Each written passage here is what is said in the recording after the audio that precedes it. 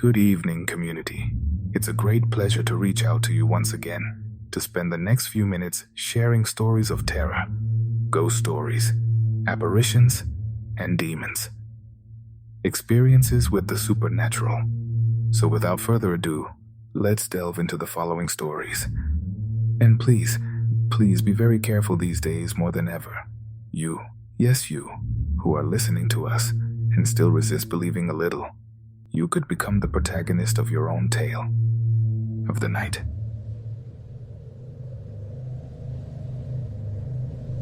When we were kids, my family and I used to go often to a place called Cuero de Venado, here in Tijuana. For us, it was the countryside, the place where we would escape, when uncles could get together during vacations or long weekends, and we cousins could play until we were exhausted. I remember that before, Cuero de Venado was pure nature, a lot of open land, scattered trees, and hills that could be seen from anywhere with cows, horses, and sheep grazing not far from us. There I was able to interact with all these animals for the first time, like many people in Tijuana, I suppose. It was the last truly rural corner that remained back then. In those days, many families would also go to spend the weekend, or simply the afternoon. Some would bring quad bikes, food, set up their tents, and we children would run around like crazy everywhere. In those days, my Uncle Chi was the expert at telling us legends to scare us before bedtime. Of all the stories he told us, there was one that was repeated on every trip. When we left Cuero de Venado, we always had to shout the names of the children who had come 3 times. Supposedly, if you didn't do it, the goblins would take their souls and leave them lost in the field. According to my family's beliefs, the fields are full of energies. We all laughed, but deep down, when my mom shouted my name as we got in the car, I always felt a chill. The last time we went to Cuero de Venado was different. We weren't children anymore. Now we were all older. My cousins, Rodrigo, Alex, Matias, and I were all over 18. And that day we gathered to celebrate Mama Concha's birthday, my paternal grandmother. She loved camping with all her children and grandchildren whenever she had the chance. That night, when the adults had already gone into their sleeping tents, we cousins stayed outside talking as usual. The night's cold and the darkness of the hills made us start talking, as always, about paranormal things. Rodrigo had bought a book with horror stories and paranormal games at a street market, or tianguis, as they call it in other parts of the country. We started reading some of them laughingly, but they didn't seem very interesting or believable, until Rodrigo found one of those weird games. I think it was called the Midnight Spirit.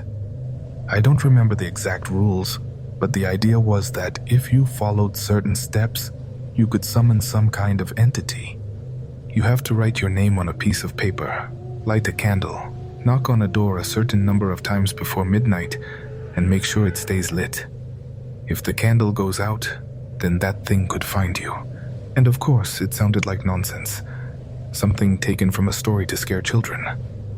But at that moment, between the darkness, the cold, our skepticism, and what we had experienced, it seemed like a good idea to try it. The problem was that up in the hills we didn't have a real door. And after searching around for a while, we found a large wooden board that some family must have left in one of their camps. My cousin Alejandro joked that the improvised door was perfect for the ritual. And since we were all in adventure mode, we decided to go along with it. We took flashlights, paper, a pen we found in my uncle's truck, and we got the used candles from my grandmother's cake out of the trash bag. Each one wrote their name, just as the book said, and we put them in front of the wood that was going to be our door. Rodrigo, being the oldest of the cousins, was the first to touch the board, laughing while doing it. "Let's see if that guy dares to come out in these hills," he joked. But when he gave the last knock, the environment started to feel very cold. The wind that had been bothering us all night stopped. Suddenly, everything fell silent. That's how I perceived it. And that's when the animals that were previously calm started to get agitated. In the distance, you could hear the sheep and cows that were around making strange noises, as if something was scaring them. At first, I thought it was all a coincidence, But then Matias said very nervously, "My candle went out." What happened next was even stranger. We tried to relight the candle to continue with the game, but every time we managed to light the match, something invisible seemed to blow it out, before we could even get it close to the candle. And that's when I saw it, among the trees, right at the edge of our flashlight's light. It appeared, a tall, dark, completely black figure. It moved slowly, but enough for me to think it was just my imagination. "Did you see that?" I asked, although I was sure it was my mind playing tricks on me. Nobody answered me, so I decided to stay quiet, convinced that it made no sense to mention something so absurd. At that moment, our candles began to go out one after another.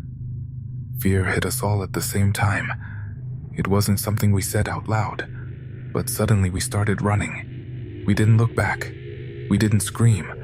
We just ran as fast as we could, stumbling over rocks and branches, while those laughs and jokes from a while ago vanished in the cold air. When we reached the camp, panting and with our hearts racing, we went straight into the tents. My cousins, Rodrigo and Alex, were pale.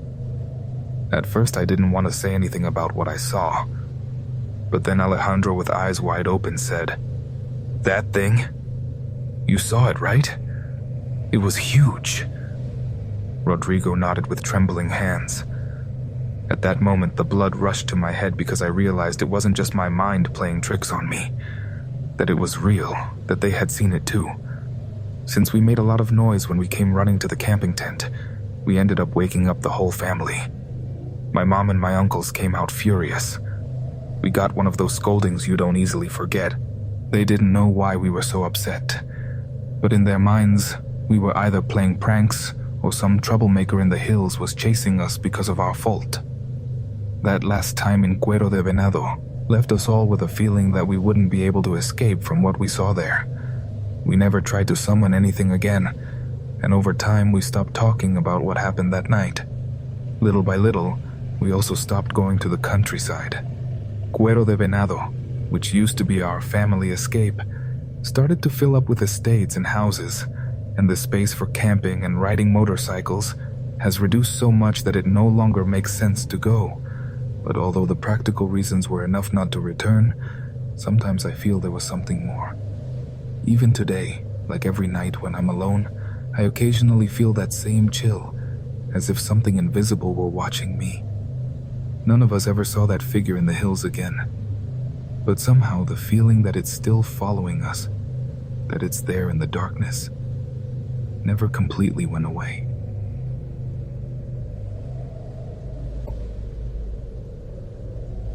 I want to tell you what happened with my sister, but please, don't think we're crazy, because I still don't know how to properly explain everything that happened. My sister Michelle was always a paranormal enthusiast. She loved ghost shows, scary movies, witch books, all those things. Sometimes she even looked for videos about how to open the third eye, how to become a white witch. She said she wanted to learn to help people, heal them, or read their cards. And she really was a very good person, always smiling, although many took advantage of that. We had two great aunts who never married and lived together all their lives. One of them passed away some time ago, and the other, now very old, was cared for by our cousins and aunts. When the last one passed away, she left her house to my mom.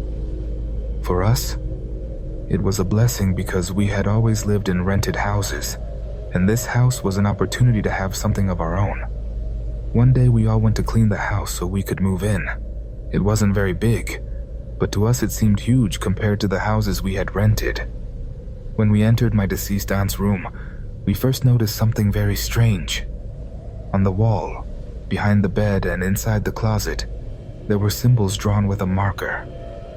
At first, we didn't give it much importance, but then under the bed, we found very old suede bags with things inside, things we didn't dare to touch.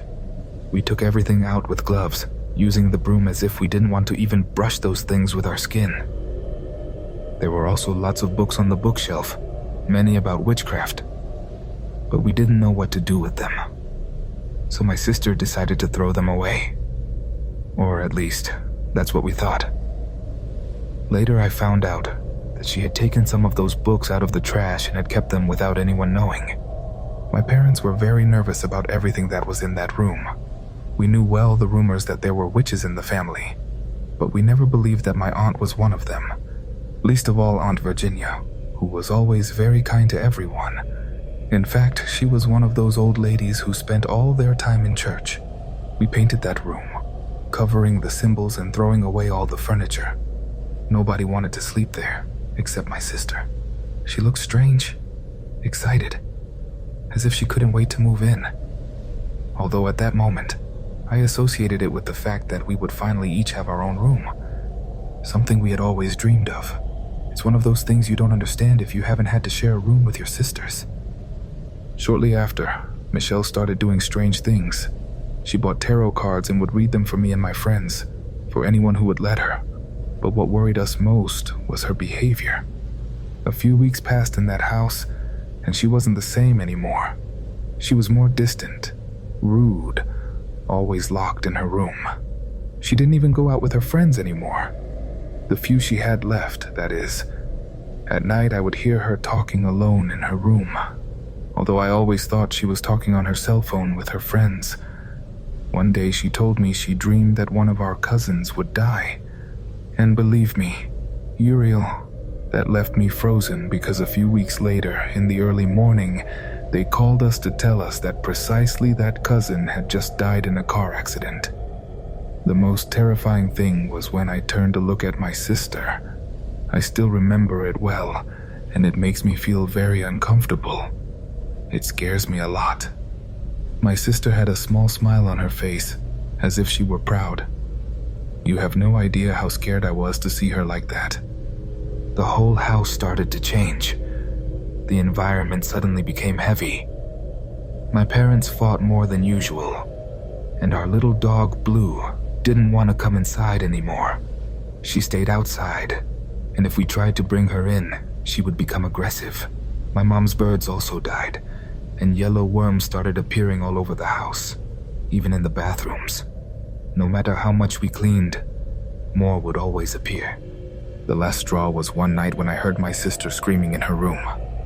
I ran to see what was happening, and found her sitting on the floor, pressed against the wall, terrified, crying and screaming as if she were fighting with something invisible. On the floor there were extinguished candles and salt scattered all over the room. The bed was moved, and most disturbing was that on the wall she had redrawn the same symbols we found the first time. "What the hell did you do?" I shouted, trying to shake her to make her react, but she just cried and pointed at the wall in front. My parents woke up scared and helped me lift her. After getting her out of there, we saw a book lying on the floor. Apparently, she was doing some kind of ritual from that book. After that night, we realized that the situation was much more serious than we had thought. Although we had always been fascinated by the paranormal, we never imagined that something like this could happen so close, and much less with her. That image of my sister sitting on the floor, terrified and crying, will never leave my head. She seemed like a completely different person, as if she were fighting with something invisible that was consuming her from within. My parents sought help from a lady who specialized in cleansing and spiritual work. When we arrived, the lady didn't need much time to realize what was happening. As soon as she saw my sister, she scolded her. "You didn't have to mess with those things. There are forces that you don't understand and that don't forgive ignorance," she told her, extremely angry. The lady explained to us that although my sister had good intentions in wanting to learn about white witchcraft and help others, she had crossed a very dangerous line by starting to perform rituals without proper preparation, without proper protection. According to her, the symbols she had drawn on the wall weren't just anything. They were invocations. And by doing them without knowing their true meaning, she had opened some kind of door. The cleansings were a long and exhausting process. It wasn't something that was resolved overnight. My sister had to go see the lady several times, and each session was intense. The woman used herbs, incense, and ancient prayers. But she also asked my sister questions about the rituals she had performed, about the books she had read. Little by little, the lady began closing that door, the one my sister had opened, and Michelle began to change again. She became her old self. Almost, at least. Meanwhile, at home, we took on the task of thoroughly cleaning her room. We took out everything that remained and burned the remains of the witchcraft books she had kept. And we threw away the tarot cards. The walls where she had redrawn those symbols had to be torn down. Repainting them wasn't enough. The lady told us we had to eliminate any trace of what she had done. And that's what we did. For days, we dedicated ourselves to cleaning and purifying the room, not only physically but also spiritually. We lit blessed candles and my mom sprinkled holy water throughout the house. The changes weren't immediate, but over time things began to improve. The atmosphere in the house stopped feeling so heavy. My parents didn't fight as much, and Blue, our little dog, came back into the house without behaving aggressively. Even so, it took a while before she would sleep inside again. Perhaps she felt there was still some residue of what had happened. But you know what impacted us the most was that after thoroughly cleaning the house, the worms stopped appearing. It was as if somehow that energy that had brought all the bad things had completely gone away. Despite everything, my sister never went back to being exactly the same. Not completely. While she was no longer as depressed, as aggressive as she had become, there remained in her a kind of melancholy, as if she had seen or experienced something that we could never understand. Sometimes, I see her in silence, staring into space, and I wonder if we'll ever be able to talk openly about everything that happened. But she avoids the topic. I think deep down she knows she played with fire and got burned, although she'll never admit it. Since then, the whole family has been much more careful with the paranormal. We stopped watching so many ghost shows and movies, and my sister, although still interested in spirituality, never tried to read cards or practice any ritual again. I think she understood that there are things that are better left untouched, that not all doors should be opened, and that sometimes the energies we try to control can control us. The house, although it no longer has its symbols and dark energies, always brings me memories of that time.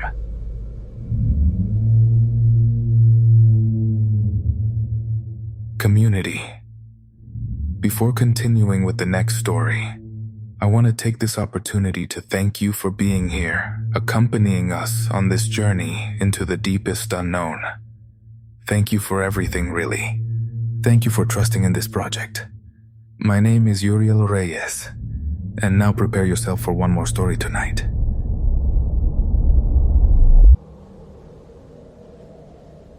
Hello, Uriel. I would like to share my experience with the community, as I want them to help me understand what happened to me.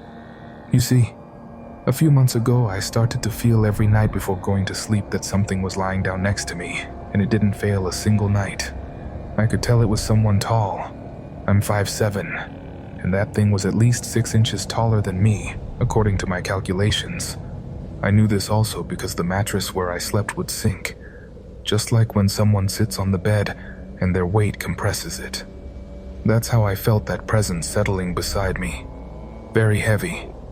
I didn't want to move or scream, but the fear was so intense that I couldn't do anything. I just closed my eyes and waited to fall asleep. After 2 months of feeling that presence lying next to me, something terrible happened.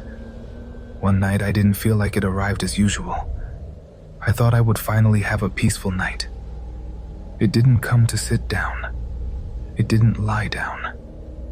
There was nothing, and I was relieved. However, just when I was about to fall asleep, I felt pressure on my feet, as if someone was crushing them, and then my blankets were pulled.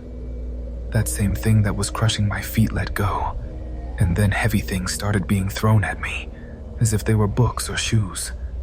My entire body felt heavy, immobilized.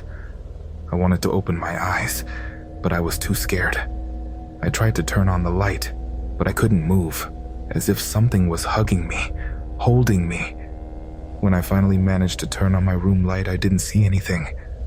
I only noticed a kind of gray smoke that filled the room, but other than that, everything was calm, as if nothing had happened.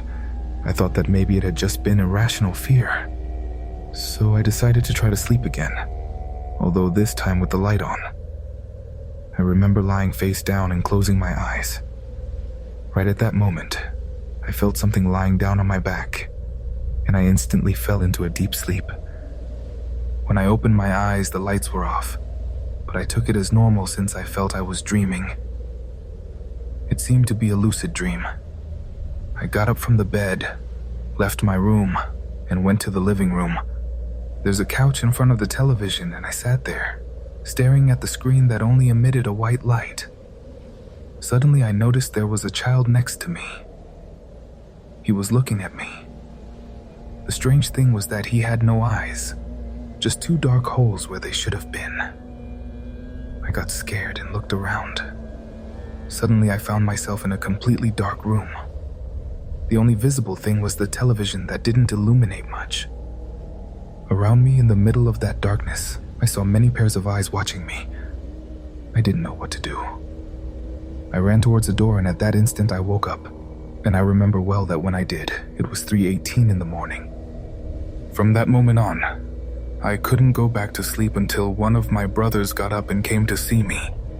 I was about to tell him what had happened when he said, "Why did you leave your room last night to watch TV? I clearly heard how you opened the door and left the TV on for quite a while." It's worth mentioning that my room is right next to my brother's, but I hadn't gone out at any time. I told him what had happened, but as I feared, he didn't believe me.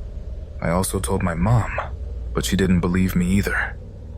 I've never known what that presence was that would lie down with me, nor why. On that last night, when I got up, it never came back. If anyone in the community has any idea or experience with lucid dreams that are more real than we think, dreams where someone can see you or hear you outside your body, I would like to know what happened to me.